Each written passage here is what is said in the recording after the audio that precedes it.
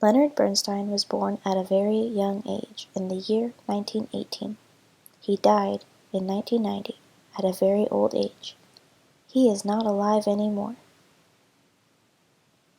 Leonard Bernstein was a conductor, composer, and pianist. His most famous works include West Side Story, Peter Pan, Candide, and many more. He loved to conduct Mahler, and that was the composer he was probably the most interested in throughout his life. Leonard's early life. He was born in 1918. His parents were from Ukraine, and they were Jewish, but they lived in Massachusetts, where Leonard was born. His father took him to see live music, and he learned to play the piano. He later went to Harvard and majored in music. I thought it was worth mentioning that when Leonard was in 7th grade, this was at the same time that the Great Depression was starting. Once he graduated college, he moved to New York. This is where he met and studied with many conductors. He became good friends with Aaron Copland. In 1941, he graduated from Curtis Institute of Music with his conducting degree. In 1940, World War II was going on, but he had asthma, so he could not fight. After the war, he got much more popular internationally, and his first international performance with the Czech Philharmonic was in Prague. In 1949, he made his first television appearance as a conductor with the Boston Symphony Orchestra at Carnegie Hall. In the 1950s, Bernstein became head of the orchestra and conducting departments at Tanglewood.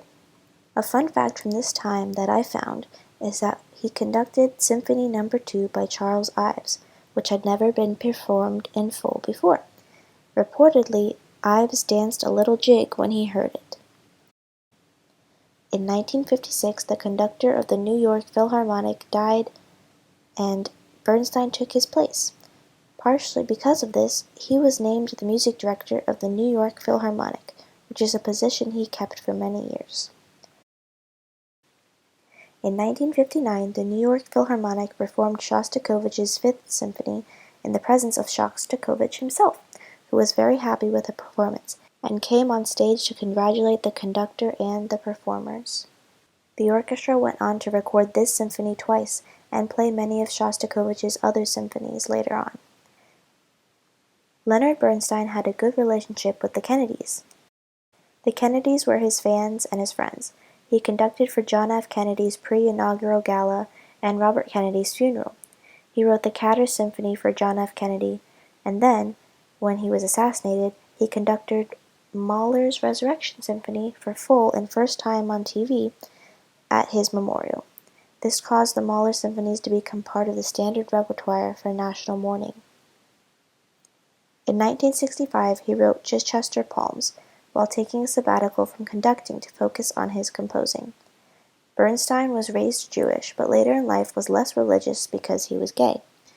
He was commissioned by a church to write this piece, and he agreed because he still felt a strong connection to Hebrew heritage, although he expressed his disagreement with some of the psalms by adding, for example, dissonances into parts of the text that would normally be more open and hopeful sounding. This piece combines Hebrew and Christian tradition, and it is the first Hebrew text to be performed in the Vatican. Let's take a moment to watch him conduct this performance.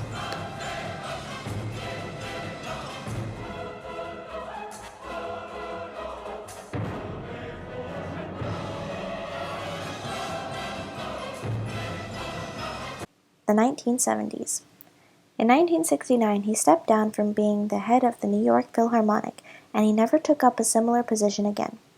Bernstein's Mass world premiere was in 1971.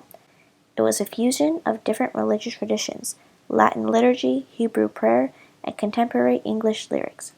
There were also different musical styles, including classical and rock.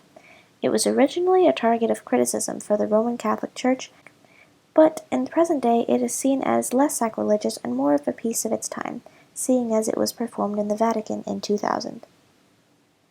By performing for the Pope who approved of him, and by getting his worldwide fame and being an American, Bernstein helped destabilize the notion that good conductors had to be trained in Europe. Bernstein was also not afraid to voice his opinion about politics. The term radical chic was coined because of the article "A Party at Lenny's." This term means a celebrity adopting and promoting a radical political stance.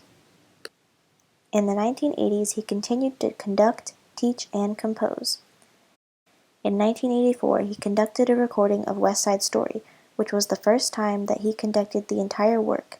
It was an international bestseller. He worked to establish the Bernstein Education Through the Arts Fund, which was a grant provided to develop the arts-based education program. Let's take a moment to watch him conduct, using only facial expressions. This is a great video used for educational purposes and is also fun to watch.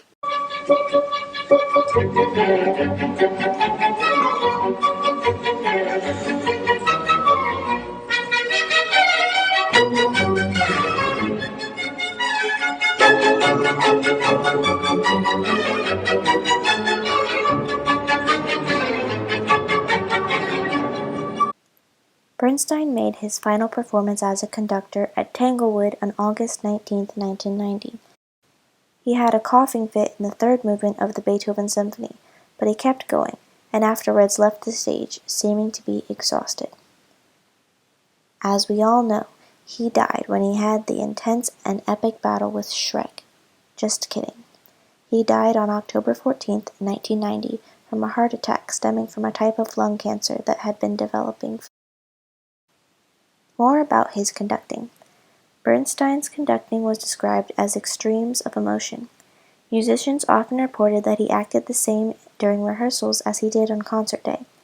As he got older, he tended to use even more personal expressiveness. Let's look at 2 examples of some of his more extreme conducting.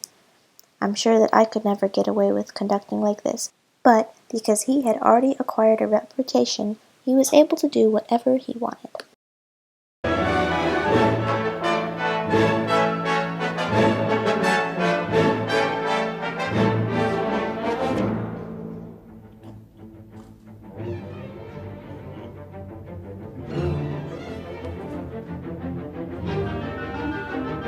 That's his face.